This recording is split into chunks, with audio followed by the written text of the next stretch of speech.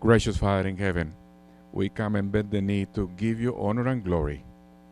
Father, please bless our speaker, Dr. Scharffenberg, with the Holy Spirit, that also he moves on our hearts for conviction that you are our creator and you have the best intentions for us when you instruct us in our health. Father, bless those who are on the way and give him traveling mercies, those who are coming here. In Jesus' name, amen.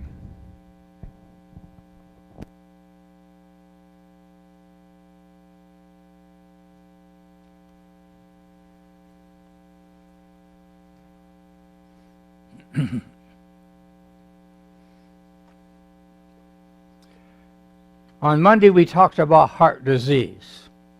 I want to add a little bit to that tonight. When you go to a doctor, you say, "How is my cholesterol?" He says, "You're okay. Don't worry about it. You're okay." And you pin him down. "What's the number, doctor?" He gives you the total cholesterol number. That's meaningless.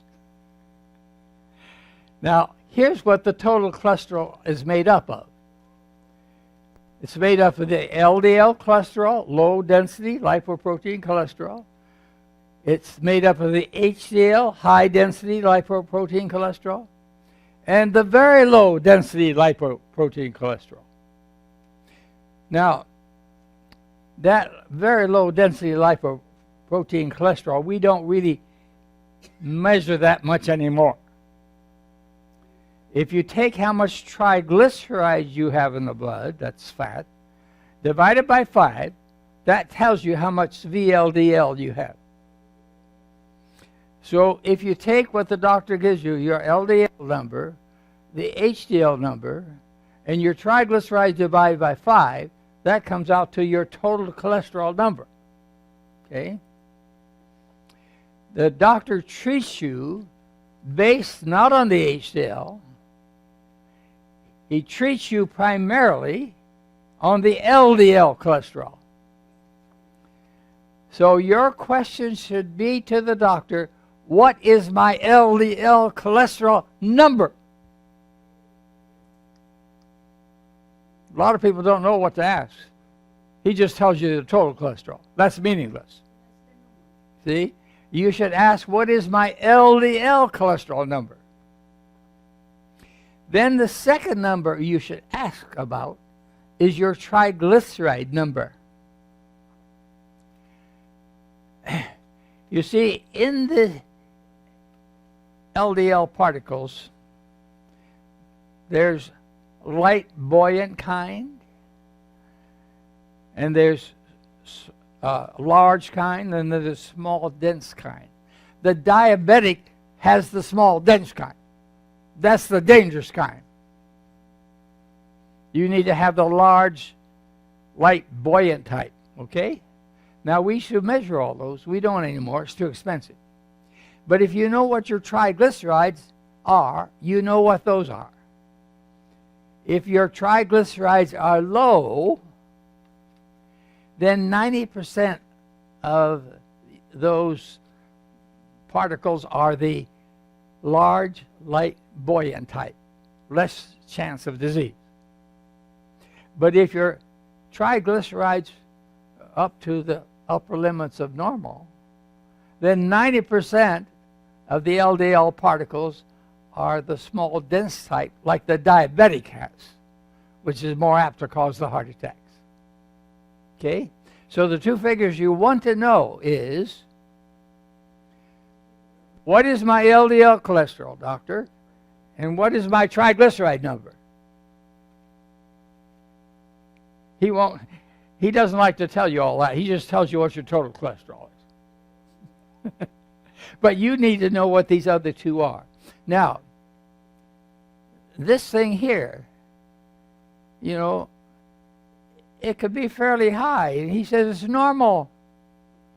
But if you're close to the upper limits of normal, you have the bad kind in size. You have the small, dense type that's more apt to cause heart attack, like the diabetic has. Okay? So that's why you want to know the number.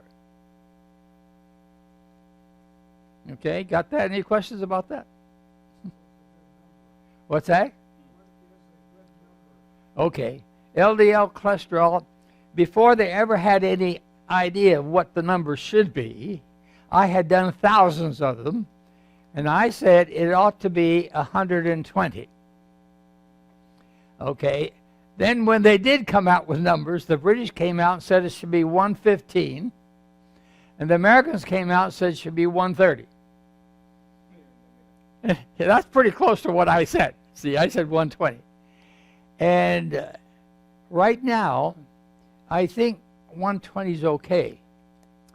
But the people who are trying to sell you the pills to lower your LDL cholesterol, there's a group of them got together, 15 of them. 8 of them were getting remuneration from the companies that make the pills. And they voted it should be down to 100. I think that's ridiculous. They want to sell more pills. And now we know the statins don't increase your life expectancy any unless you already have heart disease. For 93% of the people taking it, it doesn't increase their life expectancy any. Isn't that terrible? Look at the millions of dollars of those pills they're selling.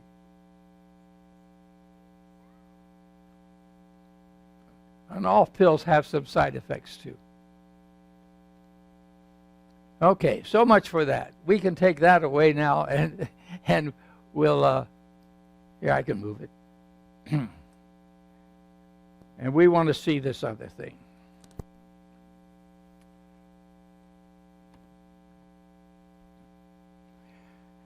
I gave you 2 handouts because I had a sermon last week about the Muslims. I wanted you to know that when the Tower of Babel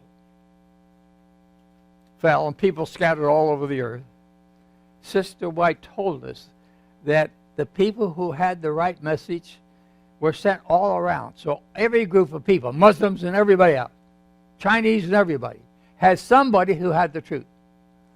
Now the Chinese language is one of the oldest languages in the world. You know they had the message because the word for flood is a picture of a boat with 8 people in it. Picture of a boat, and they use the term, just the mouth, a square. That means people. You've got to feed. So they number mouths. That means people. And it has the number 8. 8 people with a boat. That's the word for flood. You know those people understood the message.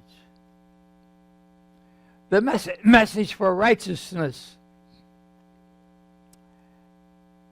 was me with the lamb above me, the blood of the lamb covering me. That's righteousness. You go through the Chinese language and see the pictographs, you understand how they had the message years ago. Okay? So I gave you some handouts on that. People have asked me a lot of questions about the close of probation, and I've given you a summary of that. Those of us who have the truth, our probation is closed before those who have not had the truth. Many people will come into the church and join God's ranks, while many Adventists will leave the church.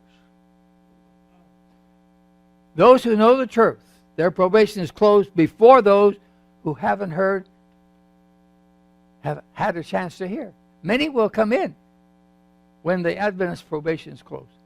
I wanted you to get that point. Now, so much for the heart disease.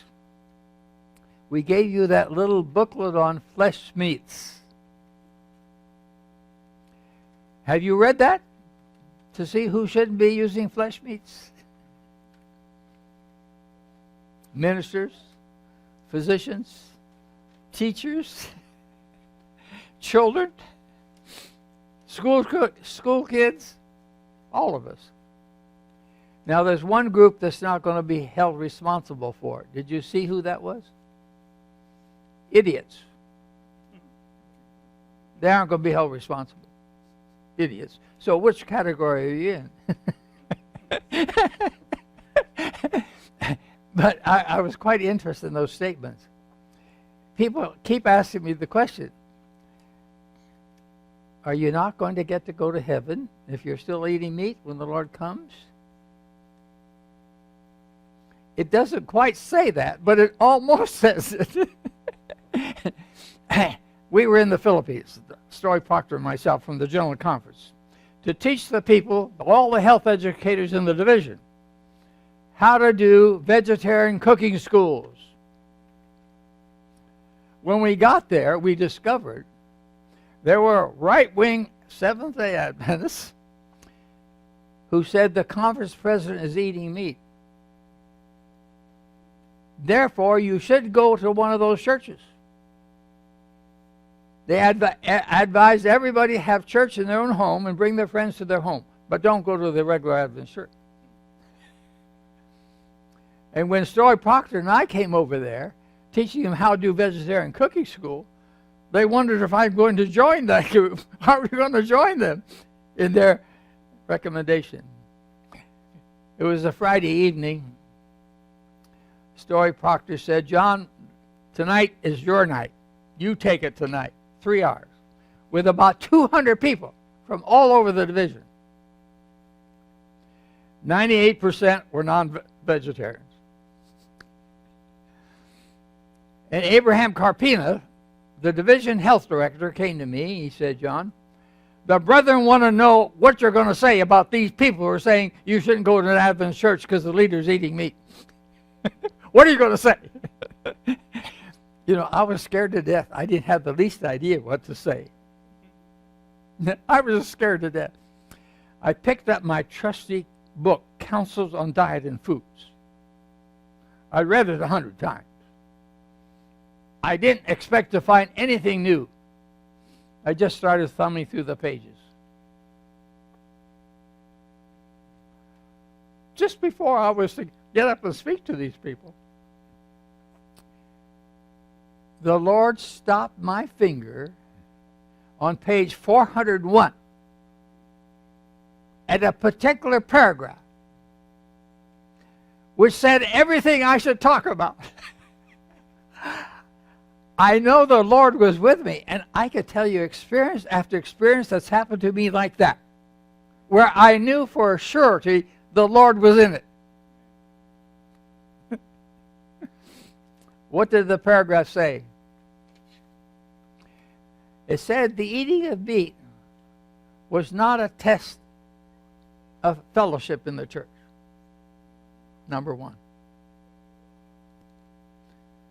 Number two, if a prominent person does eat meat, he's not supposed to broadcast it and make it known to everybody. And he's not to speak against the vegetarian diet. That's the second principle. Third principle is, God is calling for his people to make the change and become vegetarian. So I talked to these people for 3 hours and said, you got to mesh these three principles together. I was in the West Virginia camp meeting. At the last meeting, Pastor Patzer, president of the conference, got all the ministers up front and myself to answer questions from the people. They had to be written out. They came in that side, and they had these three pastors and myself. And I saw one question folded up in a piece of paper come to the first man. He unfolded it, read it, folded it back up, and handed it to the next pastor. I watched what he did, but he opened it up, read it, closed it back up, handed it to the next pastor. Then he handed it to me. And there was nobody after me. What do you think the question was? Is it a sin to eat meat? And I think the Lord told me what to say. I said, you know, the Bible is very clear on the subject. James 4:17. To him who knoweth to do right and doeth it not, it is sin. I didn't say one more word. If I'd said one more word, I would have been in trouble. But you know, even that text is not quite enough. What you know. Korah, Dathan, and Abiram wanted to help take care of the temple, and God had assigned that to Aaron's sons. Ellen White tells us that Korah, remember he was the one where the earth swallowed them all up, killed them? Ellen White said Korah wouldn't have done the things he did do if he had known all the messages that Moses was giving them was coming from the Lord. But it said he could have known. We are held responsible for what we could have known. That tells me on diet, we should read the book Counsels on Diet and Health. We're held responsible for what we could have known. So I think of that regarding all health principles. Okay? Now, let's open the little packet for tonight. Packet 3.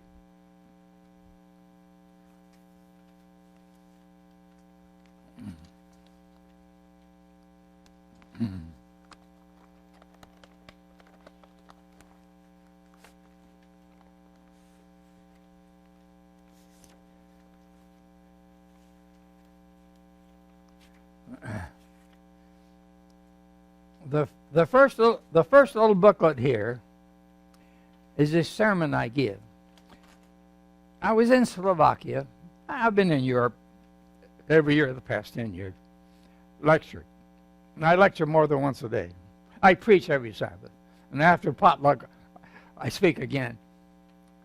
And they don't let you have 6, 10 weeks at the same church. You're special. You're from America. You're special. So you have to go to a different place every week. I don't like that. That's not good health education. You need to be enough times at the same place to talk to the same people, the principles to get everything across. But I wrote down, how could I tell them everything they needed to know in nutrition in one sermon? Now, I have to make sure they would remember it. You ask somebody, what did he preach last week? Oh, let's see, it was good, but I don't remember what he said. You know how that is? And I wanted to make sure they remembered. So, I made little cards, bookmarks, 5 of them.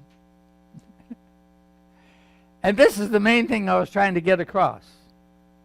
The Bible says, hearken diligently unto me, and eat ye that which is good. Okay? Now, what does it say on the back of that card? We are to begin the work of reform on the point of appetite. That's what Ellen White tells us. Then another one I have here. I have a promise. Let's see. The work of health reform is the Lord's means of lessening suffering in our world and purifying His church. And on the back, the final test must come to the churches in connection with true medical missionary work. Final test, which is the Sabbath and Sunday question. How does that fit with the health message?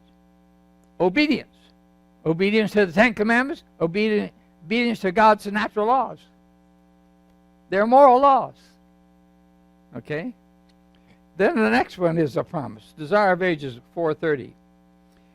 John 6:37. Him that cometh to me I will in no wise cast out. Cast yourself at His feet, and with the cry, Lord, I believe. Help thou mine unbelief. You can never perish when you do this. Never. We who are Adventists don't have to be afraid.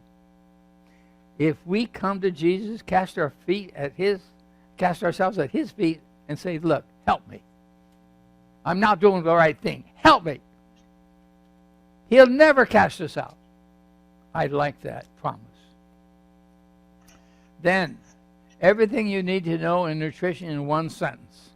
Eat at the proper time, a variety of natural unprocessed food, in quantity for ideal weight. Then I said they should sign the pledge that we wouldn't eat, or we wouldn't smoke, we wouldn't drink alcohol, wouldn't drink tea or coffee, or use flesh meat. That's what we're supposed to have in the pledge that we're supposed to sign. So I have that listed. So that was what this first thing was to be. Then, the next two handouts is on cancer. I want to talk about cancer tonight. I want to talk about the foods that decrease risk of cancer. Look at this first slide. What does it say? Well, let's turn it on. Next one. High consumers of fruits and vegetables, that is, those in the top quarter compared to those in the bottom quarter of use of fruits and vegetables, have only 1/2 the risk of getting cancer. You get that? Vegetarians have less cancer. The more fruits and vegetables you eat, the less chance there is of getting cancer. It's only 1/2 the chance of getting cancer if you eat fruits and vegetables, the more you eat. Top quarter compared to the bottom quarter. I think that's kind of an exciting statistic. This comes from the Cancer Journal. Now, the Cancer Society, what are their official recommendations? Their official recommendations are eat 5 servings, 400 grams. In Europe, they'd use it in grams, of fruits and vegetables every day. 5 servings. We found out for heart disease, even more than that is better. They say choose most of the foods you eat from plant sources. Include fruits and vegetables in every meal. Include grain products in every meal. Choose whole grains in preference to processed, refined grains. Choose beans as an alternative to meat.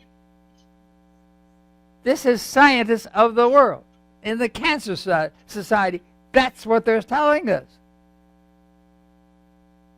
Now, of course, in 2015, the U.S. government recommended to the population in general that a vegetarian diet is an optimum type of diet. Now, all these scientists who said that were not vegetarian. But the evidence is so strong in favor of the vegetarian diet, they said that. Now, the risk of colon cancer with less than 120 grams of fruits or vegetables a day, that's maybe 2 servings, versus those that are getting 200 grams a day, is 65% higher. So if you're getting too few fruits and vegetables, it increases your risk of colon cancer. Okay? Now, what about smokers? The phytochemicals. The highest versus the lowest 20% of fruit and vegetable consumers of male smokers had a risk ratio for lung cancer of 0.73. In other words, if you get more lycopene, what's the lycopene? A phytochemical in tomatoes. That's what makes the red in tomatoes, lycopene. If you get more lycopene, you have only 8% the risk of cancer, even if you're smoking. The total carotenoids, the serum beta-carotene, all these things cut down your risk of getting the lung cancer, even among smokers, and applies to non-smokers too. Okay. So the phytochemicals, phyto meaning plant, the phytochemicals in plants are doing us a lot of good. You don't have any of those in the animal products. Pancreatic cancer, The same thing goes with pancreatic cancer. You need more fruits and vegetables. Now, eat vegetables regularly each week. Non-smoking women who are at the highest quartile, that's 1/4, of vegetable intake versus lowest quarter, have a chance of getting lung cancer only 20%. Your risk of getting lung cancer for the women was only 20% as much if they had a lot of vegetables in their diet. Now, breast cancer is what I really worry about. Over the years, you should know that there's about 4 cancers that are making up half of all the cancers we're getting. What are the 4 cancers? Lung cancer, number 1. Colon cancer, number 2. Number 3, breast cancer. Number 4, prostate cancer. That covers about 50% of all the cancers. Now, colon cancer. That's been dropping over the years about 0.5% for the last 20 years. It's going down. So we don't have as much colon cancer as we used to. But fruits and vegetables decrease the risk. Meat increases the risk of colon cancer. Okay. Lung cancer, we know, is tobacco. 80% of our lung cancer is the type that's caused by tobacco smoking. Now, we're doing a good job in this country of cutting down smoking. In California, we've done the best. Only 10% of adults are still smoking in California. So for cancer, smoking is no longer the number 1 cause of cancer in the United States. It's overweight. It's obesity is number 1. Okay. Now, it increases the risk of breast cancer and prostate cancer, overweight. But breast cancer, we don't know really how to cut it down. Yes, we do, but nobody likes the way to do it. You know how to cut it down? If everybody would have 10 kids like they do in Africa and nurse them all, you'd have only half the risk of cancer. Nobody likes that solution. But it's true. If you breastfeed all your kids, now, of course, for many years, we didn't talk about breastfeeding here. Kids were all bottle fed. But breastfeeding helps to lower the risk of breast cancer.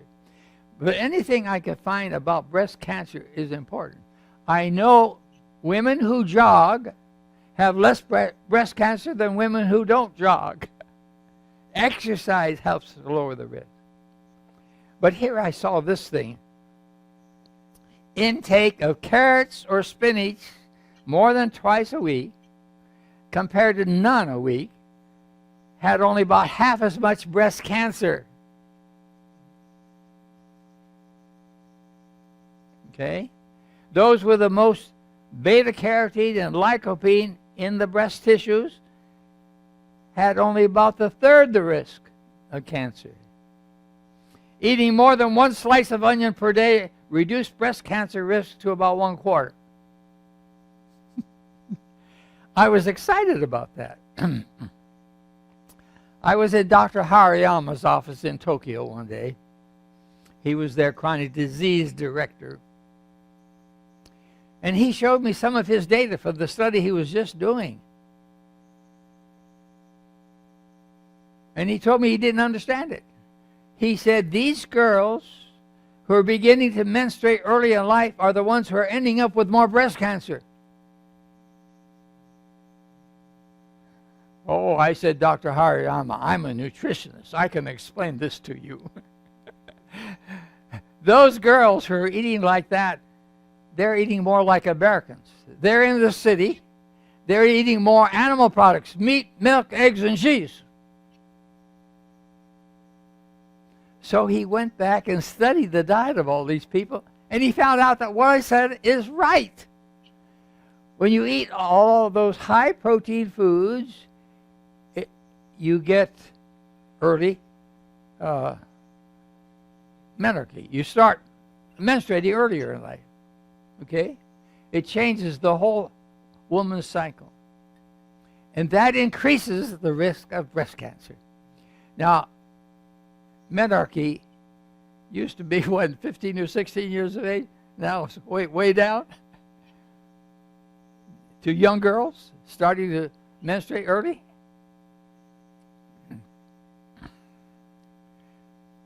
Cruciferous vegetables are especially good for us, especially for colon cancer. This includes cruciferous means like a cross. The leaf is like a cross. Crucifix. Cruciferous vegetable. This includes broccoli, cauliflower, cabbage. In the U.S. studies, those who ate cabbage once a week compared to only once a month had only 1/3 the risk of getting colon. Now, you know that study was done in the U.S. That was not done in Europe. In Europe, they're eating cabbage every day. This is a U.S. study. Now, there's in these cruciferous vegetables something called indoles. That's what does the work. The indoles increase the production of benzopyrinases, which inactivate benzopyrene. Benzopyrene causes the colon cancer. And if you get more of these enzymes made, benzopyrinases, which inactivates the benzopyrene, you have less chance of colon cancer. Okay? If you're growing your vegetable garden next to a freeway, you'll have more benzopyrene in the food.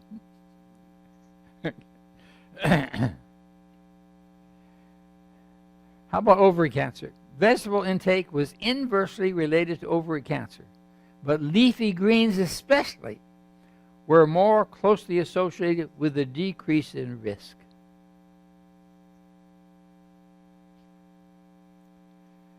Green salads.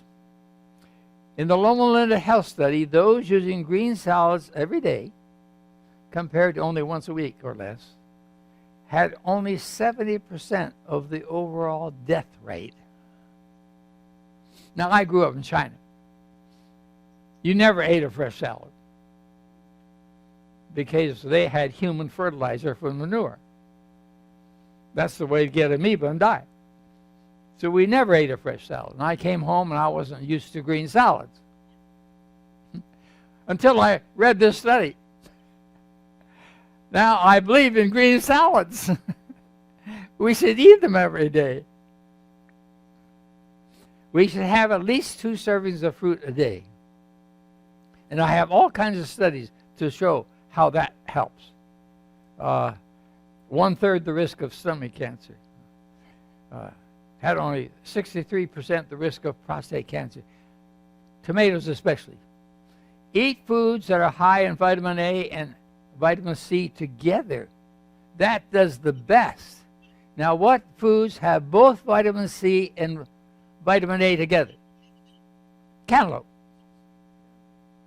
That has both.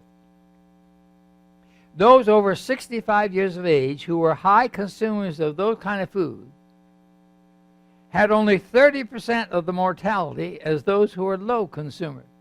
You cut your chance of dying 70%. That's pretty good. I love cantaloupe. Now, another thing that might be close to it maybe would be sweet potatoes. Sweet potatoes. When you get deficient in vitamin A, you get permanent goose pimples. You know, rough skin. My brother had a lot of kids, 7. And he was trying to feed them inexpensively. He used powdered skim milk. No vitamin A in it. And they got permanent goose pimples. I felt their arms. I said, you got to do something about this. Feed them sweet potatoes and they'll get over it. So they started giving them more sweet potatoes and they got over it. the skin was smooth again. But they had vitamin A deficiency. Now, can't I take a supplement instead? I'm not going to go through this strongly right now. But the supplement doesn't do the same thing. It doesn't. It may cause some trouble. We thought beta-carotene was very good for skin. And we thought for smokers it would help decrease lung cancer. So we gave smokers beta-carotene, which in the body turns into vitamin A. And the people who took the beta-carotene pills had more lung cancer and died sooner from the lung cancer.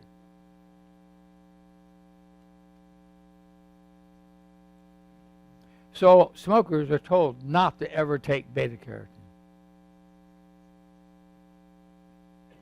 Let's skip this. Eat tomatoes. They did a study at Loma Linda. 47,000 men that had advanced prostate cancer.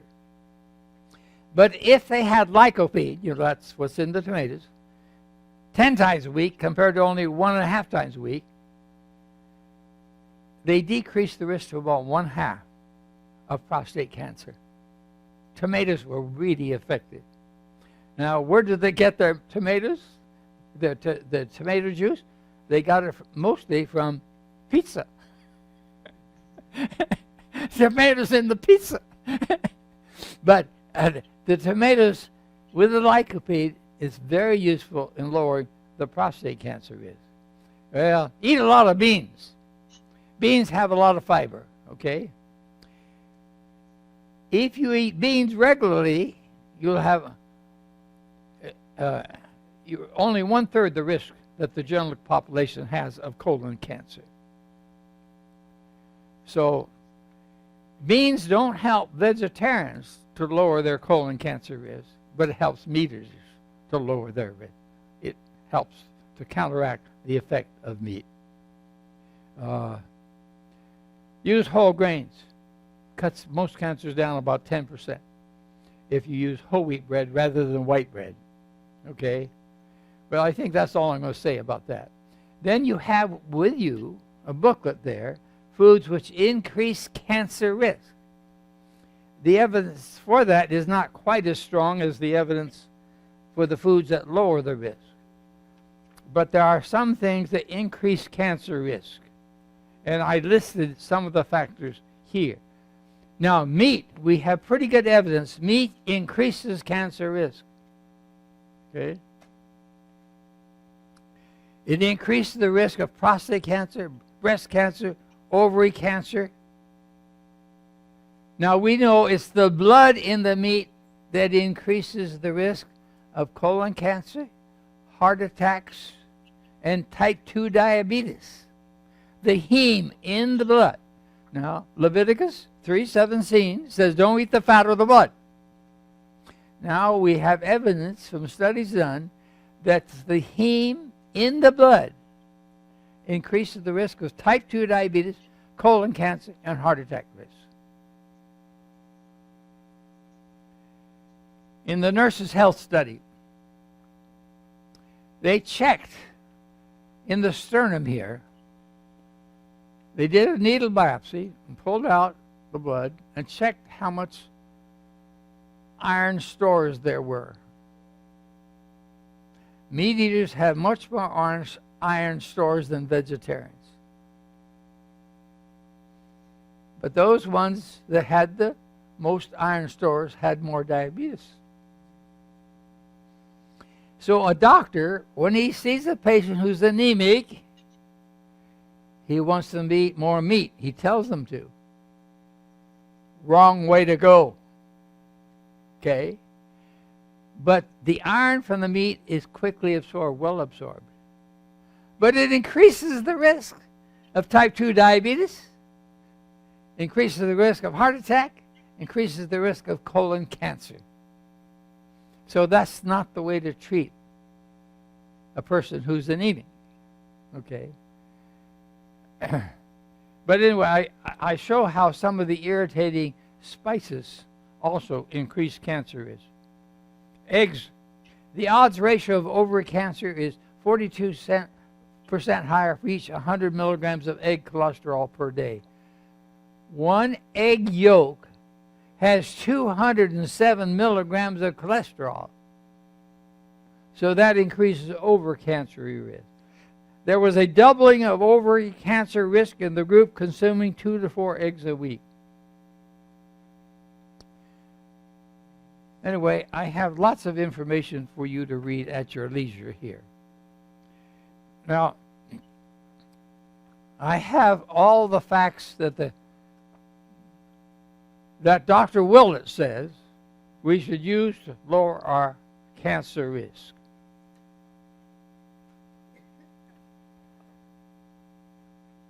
And on the backside, I have all the factors that the American Cancer Society, the World Cancer Society says will reduce cancer risk. Now let's look at Willett's list. Overweight increases risk of cancer.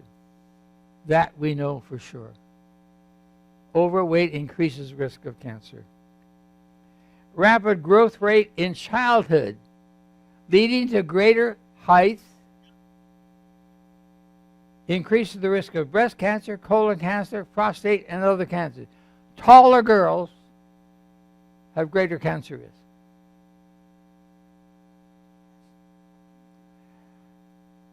Now, if their parents were tall, that won't increase the risk. But if they eat like many American children do, foods high in protein, meat, milk, and eggs and cheese, that will increase the risk when they're adult. If they're getting taller because of that, yes, that will increase the risk. Accumulation of body fat in adulthood is related to cancers of the colon, kidney, pancreas, and endometrium, as well as postmenopausal breast cancer. High intake of meat and dairy products increases the risk of prostate cancer. Red meat has been associated with colon cancer. But Dr. Willett didn't think it had to do with the fat of the meat.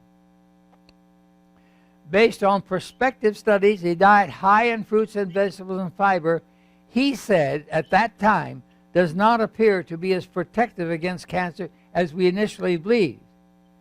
But nevertheless, he says, some micronutrients and phytochemicals may offer some benefits against some specific cancers. He keeps changing back and forth on that. But I gave you the kinds of evidence that we saw before, that the fruits and vegetables do decrease the risk. Excessive consumption of alcohol increases the risk of breast cancer and large bowel cancer. He shouldn't have said excessive. Any alcohol does. My wife was going to a cancer specialist in Fresno. She had an unusual type of blood cancer, leukemia. There was no treatment for it. She had it for 9.5 years. It didn't kill her. Never caused any problem. The one that does cause a problem, you take a pill and it costs you $30,000 a year for the pill. But we didn't have to even try to do that because there was no medicine to treat this kind of cancer she had. But I was waiting for her to get in to see the doctor once. And I was reading the literature that he had in his rack there for the people to read. So I picked the one on breast cancer. And it told you all the things that increase the risk, like overweight, alcohol. No, it didn't say alcohol. It left alcohol out. So when we got in to see Dr. Hasib, the Pakistani cancer specialist, I said, Dr. Hasib, how is it this literature you have here says nothing about alcohol causing breast cancer? Every doctor knows alcohol increases the risk of breast cancer. He says this is a political problem. It's a political thing. And that's true. We all know alcohol increases the risk. Now, on the backside, I think it's not as organized as well as Willett organizes it. But there's one thing they have on the back, that the cancer risk recommendations from the International Association of Cancer. That group has in here something that Willett never talked about. It says here, let's see if I can find it. Number 8, don't use supplements to protect against cancer. They don't know enough about the supplements. And as I told you, beta-carotene increased the smokers' cancer risk. And that's what they're afraid about.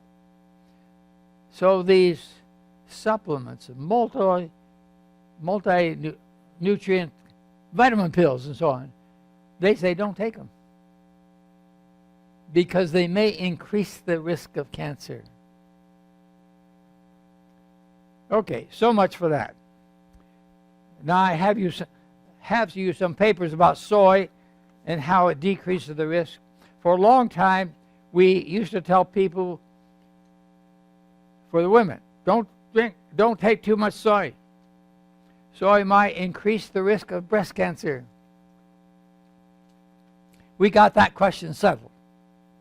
The scientists went to Japan and China and got a list of all the people who had mastectomies because of cancer, had the breast taken out, waited to see who got breast cancer in the other breast.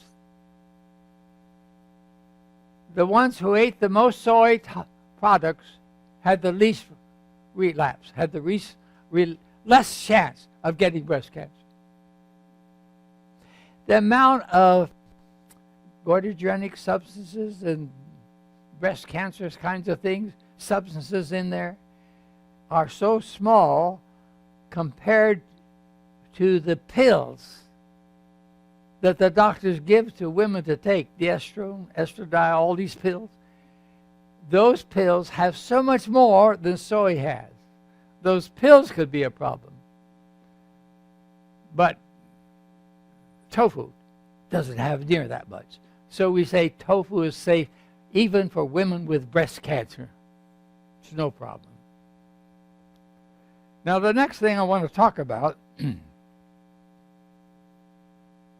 oh, by the way, I went to the cancer specialist and I said, I have a lot of cancer patients who want me to talk to them about what to do about their cancer. What should I say to them? They all told me, you tell them the same thing you would tell other people to reduce cancer risk. For example, a person who has colon cancer, recovers from it, had surgery, had it removed, recovered, you tell them to exercise. Exercise reduces the risk. So you tell them the same thing you would tell other people. So I've had as many as 150 people who are survivors of cancer over there in Slovakia at one time that I spoke to on cancer risk reduction. And I tell them the same thing that I tell people who don't have cancer of how to prevent it. Okay? Now, weight control. That's the leading cause of cancer in this country now.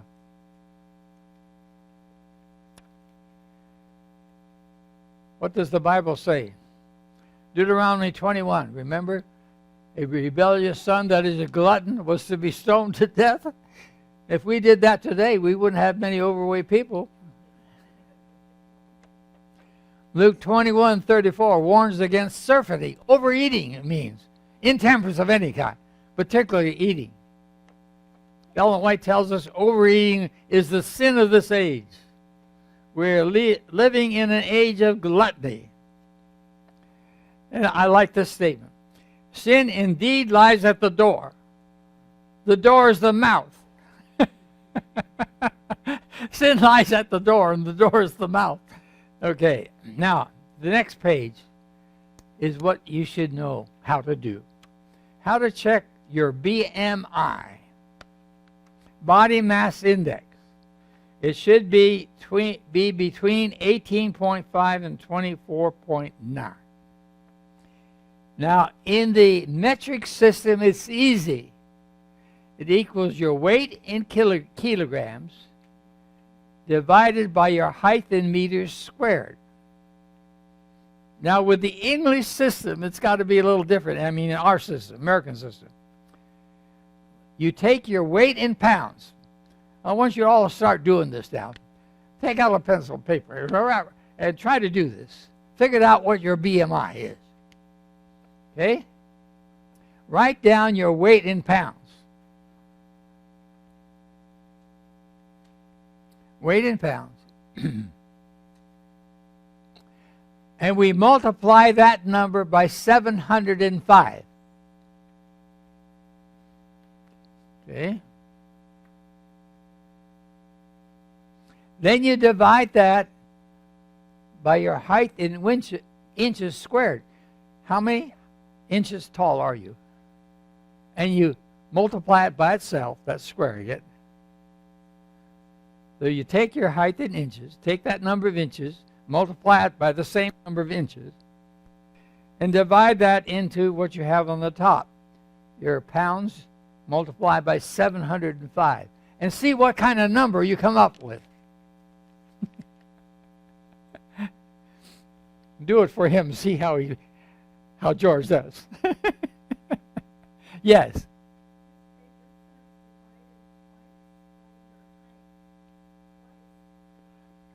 It's your weight.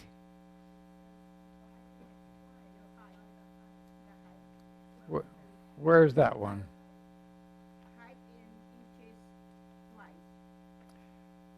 Yes, your height in inches. You take the inches. Yes, you can divide it twice, or you multiply the two and divide it. It's the same thing. It's the same thing. If you have a little computer, you could do it easy. But I'd like to see what it comes out to be. I know what mine is. I'm about 22.5. Now, where are you? For the people who live the longest, where are they? About 22. Now, in India, they're skinny. So we might let some Indian lady come down to 18, but no lower than 18. Okay? The lower you get, increases your risk of dying. The higher you get, increases your risk of dying. But anybody figured out what theirs is supposed to be? Yes. What is yours? You're embarrassed. What is it? 44? That high? Now, see, if you're 25 or above, that's overweight. If you're 30 or above, that's obesity. And if you're 40, that's much more. You're a candidate for surgery. Yeah, that's a little high, see? Now, a lot of people say, mine's high because I have a lot of muscle. So what does the doctor do? He takes the tape measure and goes around here, your abdomen. If it's big around here, it's not because of muscle. You don't have much muscle there. So if it's big around here, you know that's overweight. Okay? Now, for a man, this around here, and where's you supposed to put this tape measure, by the way? Where's you supposed to put it? I used to say, put it around the belly button. And then I saw some men walking down the street with their belly button hanging down here. So I stopped saying it that way. Put it halfway between the waist and the hip bone. Halfway between. Okay? And see what that is. For a man, that should be no more than 40 inches. For women, 30. So if a person says his high BMI is because he has lots of muscle, you do this. And you can tell whether it's muscle or not. If it's no muscle there, I mean if it's small here, then the BMI doesn't count. The BMI is good for groups of people. But for individuals, the waist circumference is a better measurement. More accurate. Okay?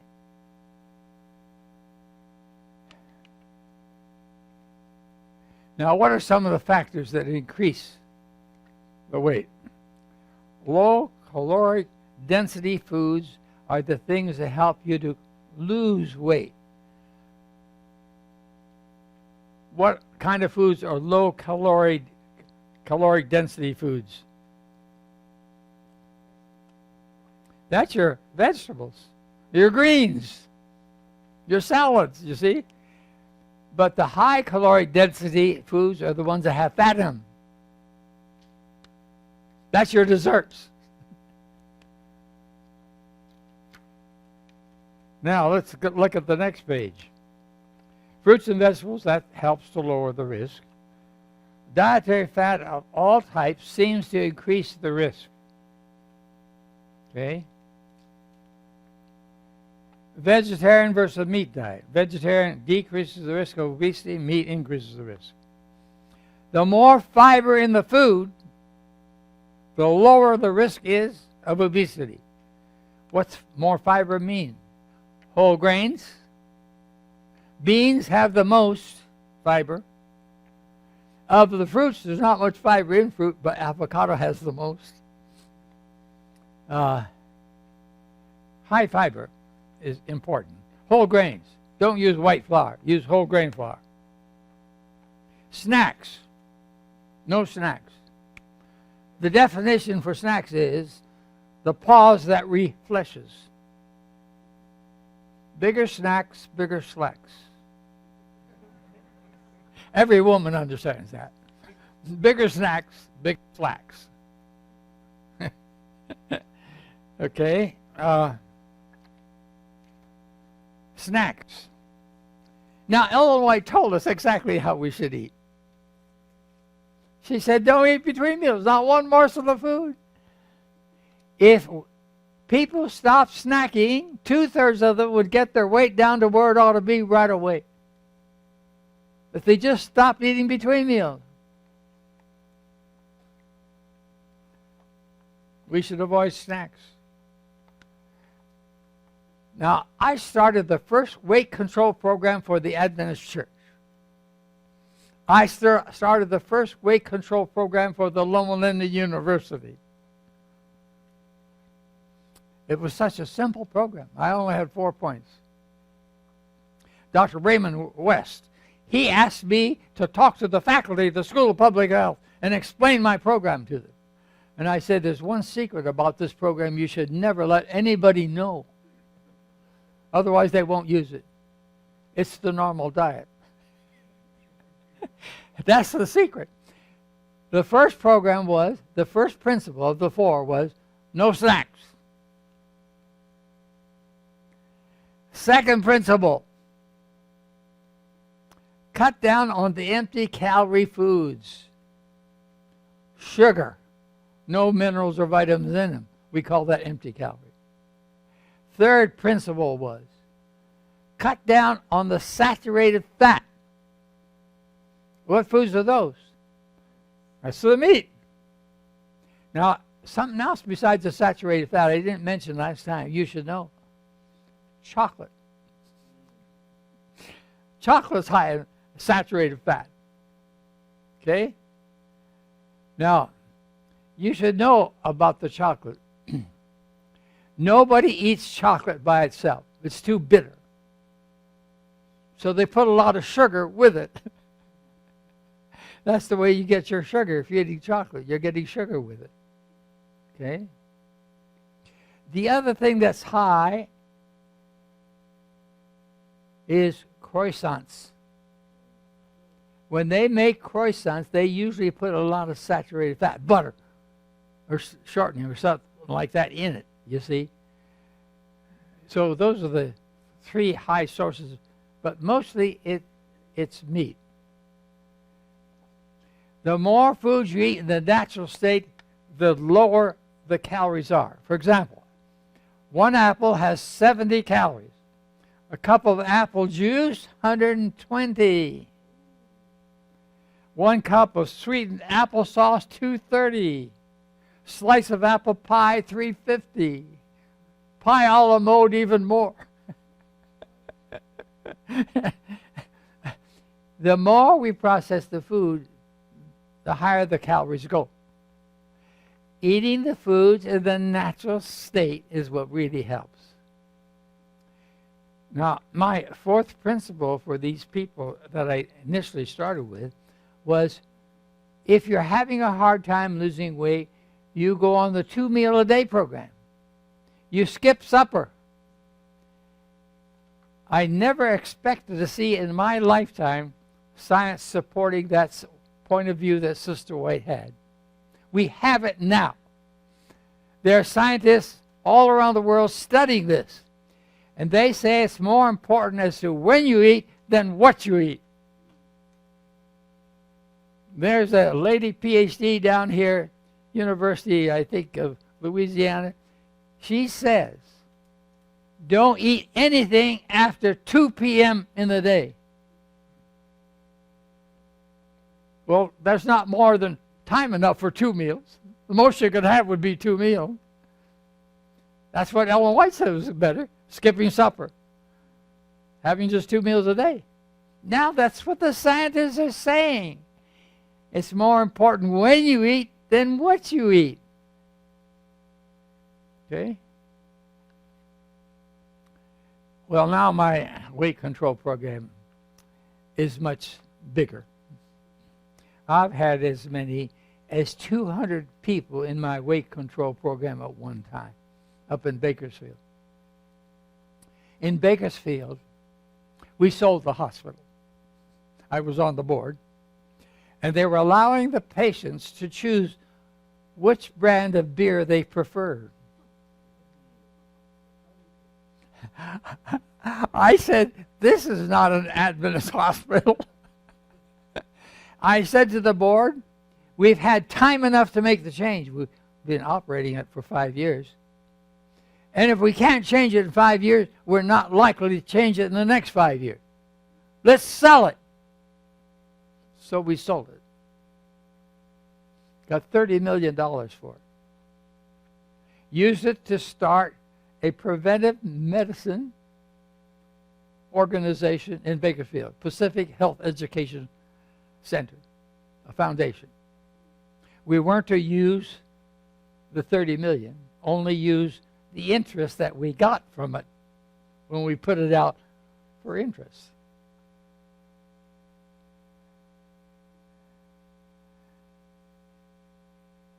That was a wonderful thing we did.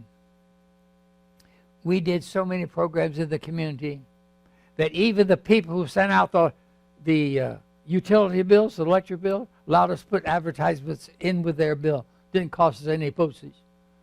We advertised in all the church bulletins, non-Adventist churches. We went to the other churches and did our programs. They invited us to do a prayer meeting Wednesday night. It was a big church. We went there to look it over before we were going to have the program. They usually divided the group up into 6 different sections for different things they were interested in doing on Wednesday night prayer meeting. But because we came up and showed an interest, they decided to have only 3 different groups. But before we got there, they changed it. Everybody was to come to our group. I even baked my oatmeal waffles on the pulpit. I felt a little squeamish about that. Baking my waffles on the pulpit. But when we got through that prayer meeting, they stood up and applauded for us. Now, I've never had anybody applaud for me at a prayer meeting before. but I was excited about this. But we were winning souls. We had a minister's wife, a Bible worker. She worked with us. She had 10 people baptized every year. I remember one cooking school we had, 2-hour session. We had a break in the middle of it. And we had our helpers stashed around among the people. When they started out, they all sat in the back row. No, I said, you got to be among the people. Then when we stood up for the break, somebody had a question, and they had the answer. So it worked real nice. But one girl missed that night that we showed scrambled tofu. So the next night she came. I said, look, you missed the night where we showed how to make scrambled eggs from tofu, scrambled tofu. Wouldn't you like to learn how to do that? Sure would, she said. Well, I said, we have health counselors that will come to your home and show you how to do it. She said, I'd like that. So we sent out our Bible worker, the minister's wife, our health counselor. And when you get two women in a kitchen together, what subject isn't discussed? Everything gets discussed. And pretty soon this lady said, you know, those 10 commandments, I understand that, but that 4th commandment, I don't understand that. That started a 2-hour Bible study on the 10 commandments and on the Sabbath. The next Sabbath, that lady was in our church. I hired 2 other ministers. Brother Kisby, PhD psychologist from Texas. He was a soul winner. Bringing people in, I wanted him to do it. And then I had hired Gary Strunk, another minister. He was a soul winner. So I had him join me. You know, this psychologist, PhD, he would go to non-Adventist churches with a whole sheaf of handouts of Ellen White's statements, and then he'd discuss the psychology involved. It was a thrill to see how these people asked us to come. Now, who was the man, the fireman in Bakersfield? That wasn't you. There was a fireman from Bakersfield here, and he heard me speak to the fire department. I spoke to the police department. I spoke to all the clubs. I spoke to the ministers altogether. And in weight control, we started with a 5-minute talk from the Bible, a verse in the Bible. So I asked the leader of one of the big churches if he would come and do that. He said, oh, I don't know how to do it. I said, you come and listen to me a couple times. You'll know how to do it. So he did, and he came and gave a talk. And then more of his members came to my meetings. All the churches were very happy with everything we were doing. It really worked well. The mothers, we had program for the children, and the mothers would sit in the back row. They were the ones getting the message. They were the ones learning the health message, sitting there on that back row. Well, weight control is one of the biggest ways we could do something to help people. Now, we have to have behavioral change techniques in it. You know, a lot of people who are overweight are affected more by their eyes than anything else. If you walk to work and pass a donut shop and you're overweight, the donut calls out to you, hey, come in and get your donut. You know, it's here, it's waiting for you. And you listen to it and you go over there. They took a group of overweight people and a group of normal weight people. They put them in rooms. Half the clocks were going 1 hour too fast and half the clocks 1 hour too slow. When the clock said 12 o'clock, when it was really only 11 o'clock, the overweight person said, hey, it's got to eat. I got to eat. It's 12 o'clock. But it was only 11. A normal weight person says, no, it's not time to eat yet. My stomach doesn't tell me it's time to eat. But the overweight person is concerned by what he sees. Now he comes home after work, sits in that nice lounge chair in front of the TV, turns on the TV, and the TV talks to him. You know, those nuts are right out here in the kitchen waiting for you. Come and get some nuts. And so you go out and get some nuts. And so you're eating nuts all the time you're watching the TV. You're getting fatter. The overweight person is controlled more by what he sees, whereas the normal weight person is controlled more by what the stomach is like.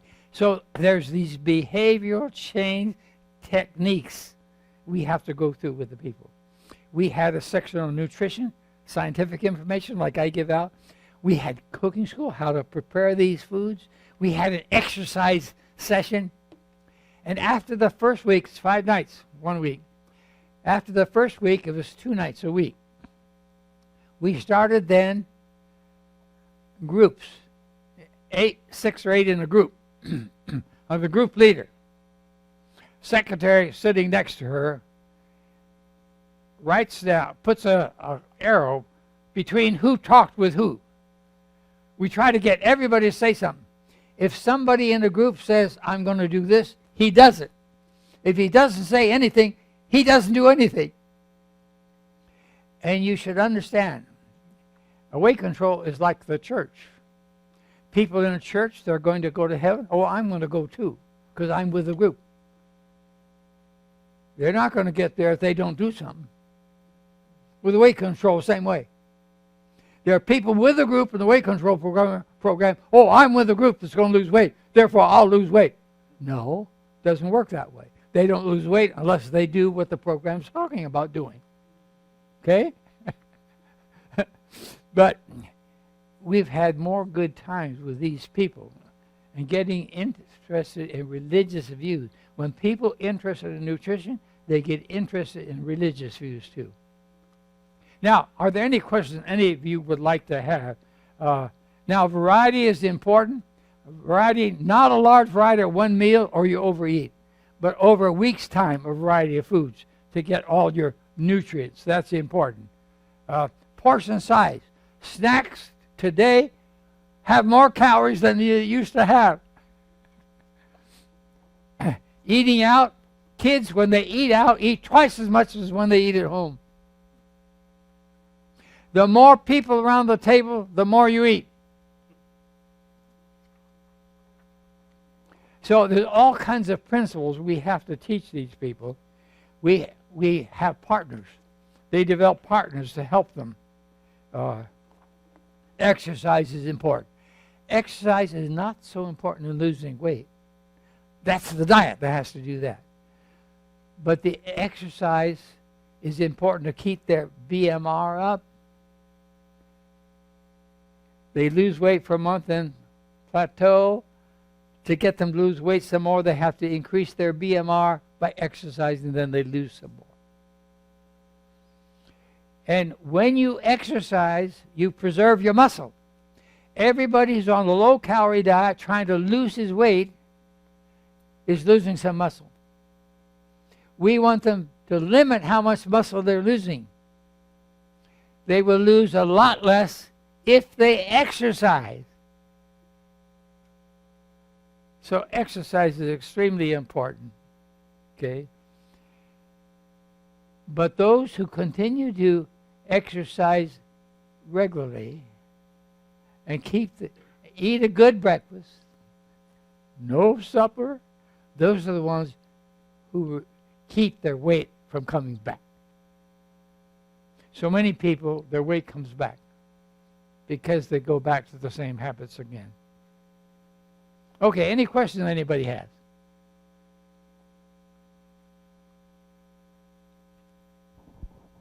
With respect to the VLDL and diabetics, why is it that the diabetic has these small droplets as opposed to the buoyant larger ones? Oh, well, that's what increases their heart attack risk. The diabetes is one of the main problems for increasing heart attack. So why they have this Oftentimes it's overweight that causes it. That's one thing. Exercise helps to decrease it. You get more of the large, light, buoyant type if you exercise. Okay? So the factors that increase your risk of diabetes, like exercise and overweight, lack of exercise and overweight, they're all factors with heart attack factors.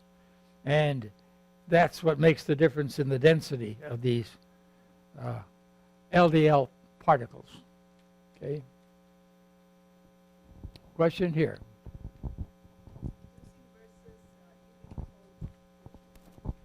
All right. How about breakfast, eating the whole fruit? No. Juicing, juice. Eating what? Drinking juice, juicing. Gluten, Juice, eating juice. gluten? Juice. Juicing. Juice. Juices. No. The recommendation is don't juice. Don't use juices. For example, with carrot juice, we throw out the fiber. Then you have to have carrot cake. But we throw out the fiber. We need the fiber. And with juicing, you're bypassing the enzyme that's supposed to start digestion, which is in the mouth. You bypass it. You tend to get too many calories too fast. It takes about 20 minutes before your stomach says, hey, I've had enough. That's why we tell people, eat their salad first, the greens. So they get filled up before they get the heavier, concentrated calorie foods. See? But the recommendation now is don't juice, don't use juices for adults. Same with smoothies. We don't think that's a good idea. You need this enzymes from the parotid glands here and the salivary glands to work on the food before you get to the stomach. But we bypass that when we juice. Okay? Any other questions here?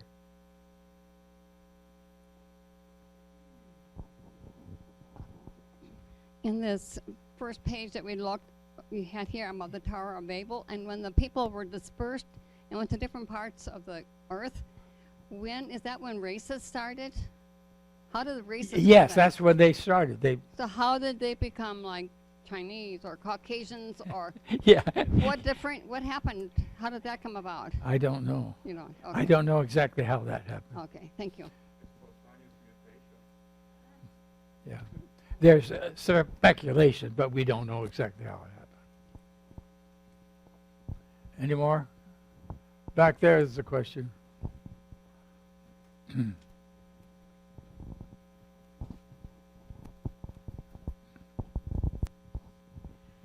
If there's no technological production of B12, how does the vegetarian get enough B12 in his diet? For instance, in a time of trouble and no buying and selling and no supplements available from the health food store or even brewer's yeast, how does the person get enough B12? All right. You store B12 in the body. If I could use all my B12 that's stored in my liver, I'd have enough to go for 21 years. Now, in the studies that Frank Wilkes did in England, after 6 years, they're still putting people on total vegetarian diet. After 6 years, there were still a third of them that had no B12 deficiency signs. So I don't think the end time event is going to be very lengthy. Okay?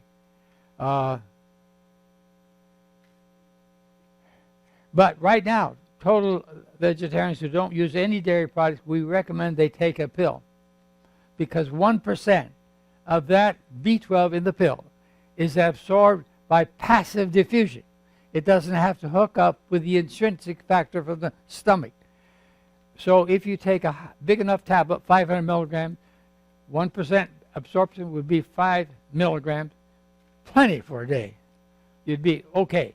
But if you try to get it from foods that have been fortified with B12, it's hard to get enough that way because they fortify with very little added B12. But I wonder about up in heaven. Where's the B12 going to come from? I really believe that our small intestine, the third part of it, the ileum, there's some indication it makes a little B12. And I think original man was making enough. But man today is not. I think in heaven we'll be making enough, we won't have to have any animal problem.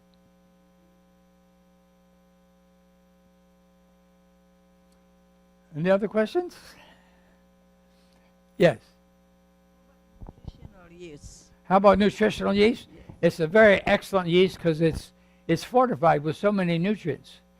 And some of it has B12 added to it, you know. But it's fortified with a lot of nutrients. So nutritional yeast is a good yeast to use. Yeah, yeah. Now, next week, I'm going to talk about osteoporosis. See? I think it's in next week. Anyway, I got a handout with coffee.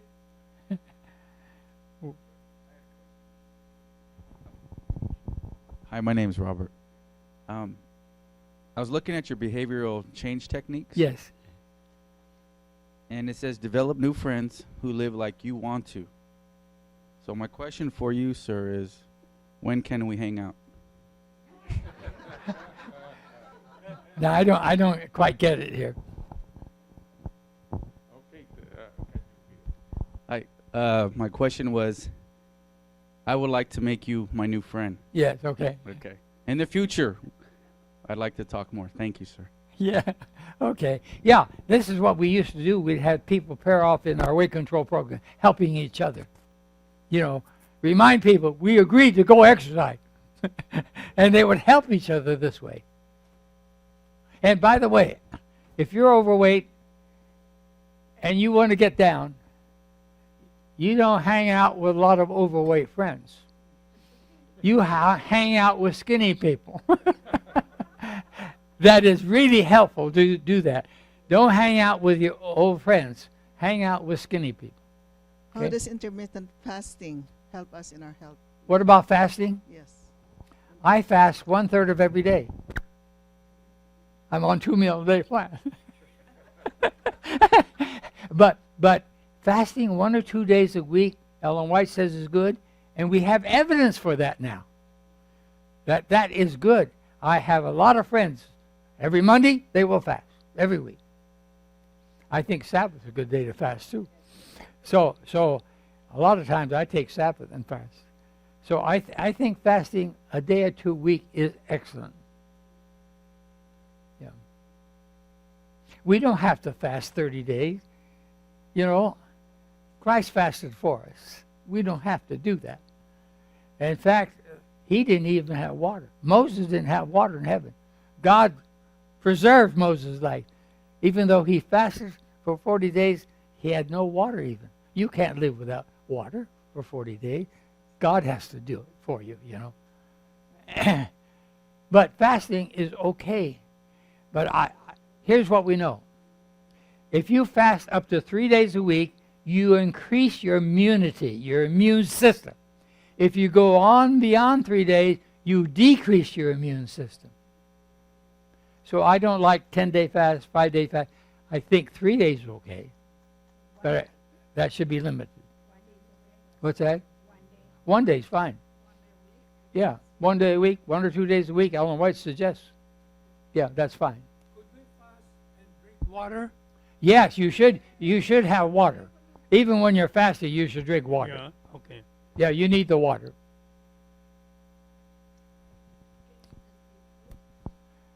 Can you just eat fruit? There's all kinds of fasts. Yes, you can do that. Remember, Daniel, he fasted by avoiding the dainties that the king had. Okay? All right. Thanks, everybody, for coming. You have a prayer and end up for us. I just have a comment. Yes. When I have an upset stomach and everything is going bad, and I fast, it regulates my metabolism, my clocks, natural clocks. That's right. If you're under stress, you shouldn't be eating. But you shouldn't be under stress every day. Otherwise, you would never eat. But when you're under stress, you should not eat. That's right. Thank you.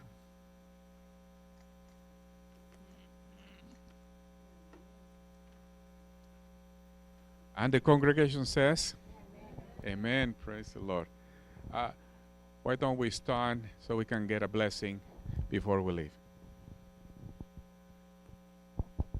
Oh, yes, yes.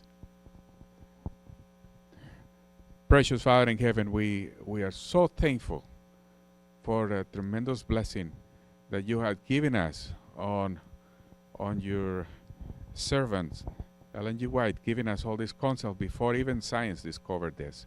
And thank you, Lord, because Dr. Scharffenberg has ratified point by point. Lord, help us to be smart and that we communicate to others and bring it to your feet. Thank you, Father. In Jesus' name, amen.